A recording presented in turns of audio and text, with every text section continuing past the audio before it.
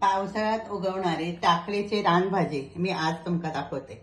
आता ही पालेभाजी अतिशय औषधी अशी असता, वात आणि कफ दूर करणारी अशी ही भाजी असता, म्हणून ती पावसाळ्यामध्ये नेहमी 2-3 वेळा तरी बनवून खायची। आता ह्याची जी चव असते थोडीशी कडवट आणि तुरट अशी असते, वास आहे थोडं उग्र असतं, त्यामुळे आपण लसूणचा वापर करतो।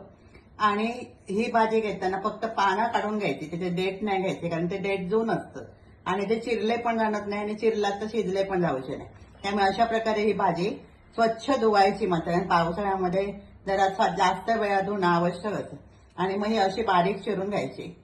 2 कांदे चिरून घ्यायचे, कांदा थोडं जास्त घालायचं। इकडे मी 1 चमचो तुरीची डाळ किंवा तुमका हवी तर मुगाची डाळ तुम्ही घालू शकता, रात्री भिजत घातले। आणि इकडे लसूण ठेचलेले 7-8 पाकळे, इकडे वरतून घालण्यासाठी खोबरा, आणि ही थोडीशी कडवट असता म्हणून थोडा चवीसाठी गूळ आणि मीठ। आता आपण ही भाजी फोडणीत टाकूया। इकडे मी पॅन ठेवलाय, त्याच्यात घातले तेल। आता तेल तापला की त्याच्यात घालूया ही लसूण।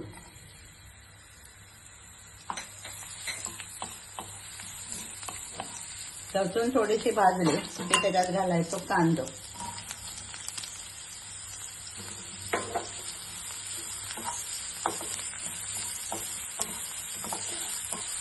कांदा थोडंसं भाजलो की ही शिजवलेली थोडीशी डाळ टाकायची आणि पालेभाज्या टाकायच्या।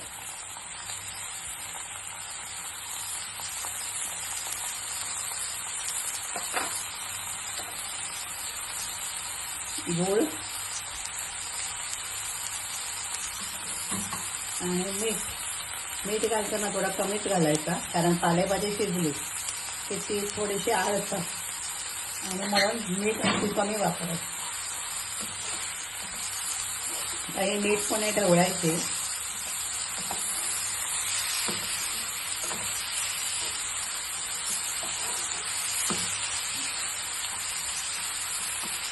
आणि झाकून 5 मिनिटं शिजत ठेवायची।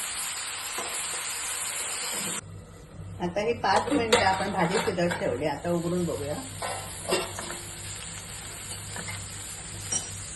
ही भाजी चांगली शिजली, डाळ पण शिजली।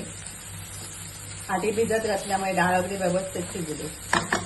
आता आपण यात थोडासा खोबरा घालूया। तुमचा खोबरा नको असाल तर तुम्ही नाही घातलं तरी चालेल, आणि आम्ही पालेभाजीमध्ये भरपूर खोबरा घालतो। आणि भाजी नीटपणे तेवढायची। अशी भाजी टाकळीची आता तयार झाली। आता आपण गॅस बंद करूया आणि एका भांड्यात काढून घेऊया। अशी ही औषधी गुणांनी युक्त अशी टाकळीची भाजी तुम्ही करून बघा। आता पावसाळ्यातच मिळतली, त्यामुळे 2-3 वेळा तरी करा। आणि ही रेसिपी आवडली असाल तर लाईक करा, शेअर करा, सबस्क्राईब करा।